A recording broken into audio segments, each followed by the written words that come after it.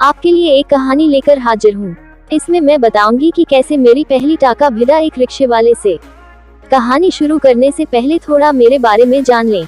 दोस्तों, मेरी उम्र 21 साल है। ये कहानी उस वक्त की है जब मैं 12वीं क्लास में थी। मैंने उस वक्त कभी कुछ नहीं किया था। उस वक्त मेरा बहुत मन करता था, इसलिए मैं उंगली, पेन, पेंसिल, मूली, लौकी या फिर बैगन जो भी मिलता आदि से अपना जीवन यापन करती थी। हमारे घर के पास कुछ 8-9 कुत्ते रहते थे। उनके बीच एक ही कुतिया थी। वो उसके साथ लगे रहते थे तो मैं उनको देखा करती थी। उनको देख मेरा मन भी करने लगता था। मैं सोचा करती थी कि कोई मुझे कुतिया की तरह। एक बार मैं स्कूल से वापस आ रही थी। मेरे पास पैसे नहीं थे। मेरा घर स्कूल से बहुत दूर था। स्कूल के लिए मुझे रिक्शा करके जाना पड़ता था। उस दिन कोई रिक्शा वाला जाने के लिए तैयार नहीं था। मैंने बहुत बोला कि मैं घर पहुंचकर पैसे दे दूंगी, मगर वो नहीं मान रहा था। फिर कुछ देर बाद एक रिक्शा वाला तैयार हुआ। उसकी उम्र लगभग 45 साल थी। मैं उसके रिक्शा में बैठ गई और हम चल पड़े। कुछ दूर चलने के बाद सुनसान रास्ते पर पहुंच गए हम। अचानक रिक्शा की चेन उतर गई। उसने रिक्शा साइड पर रोका और चेन चढ़ाने लगा। जब वो चेन चढ़ा रहा था तो उसकी नजर मेरे पैरों के बीच पड़ी। मैं इस सब से अनजान पैर खोलकर आराम से बैठी थी। उसने सब देख ली। उसके बाद वो चेन चढ़ाकर चलने लगा तो वो मुझसे बात करने लगा। बातों बातों में उसने मुझे बताया कि रिक्शे वाले लड़कियों को गंदी नजर से देखते हैं। इससे मेरी उत्सुकता बढ़ी। मैंने पूछा किस गंदी नजर से, तो वो बोला तुम नहीं समझोगी। मैंने बोला आप समझाओ मुझे, ताकि मैं इन सब चीजों का ध्यान रख सकूं। तो वो बोला बुरा मान जाओगी। मैंने कहा नहीं मानूंगी। तो वो बोला वो ऐसे बात करते हैं कि गोरी लड़कियों के भूरे बाल होते हैं, काले नहीं होते। मैं बोली ऐसा तो नहीं है। तो वो बोला तो कैसे होते हैं। मैं बोली काले ही होते हैं। वो बोला नहीं, मैं तो नहीं मान सकता, मैंने तो यही सुना है।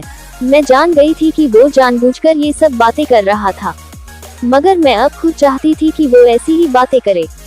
मैं बोली आपने जो भी सुना हो, लेकिन मैं तो एक लड़की हूँ, मुझे तो पता होगा ना कि कैसे होते हैं। वो बोला मुझे दिखा सकती हो क्या। मैं बोली नहीं, आप ये कैसी बात कर रहे हैं। इस पर वो कुछ नहीं बोला। फिर 1 मिनट रुककर उसने कहा अगर तुम चाहो तो मैं तुम्हें फ्री में घर तक छोड़ दूंगा, कोई किराया नहीं लूंगा, बस एक बार तुम्हें दिखानी होगी। मेरा देखने का बहुत मन है, क्या तुम मुझे दिखा सकती हो। फिर भी मैंने साफ मना कर दिया।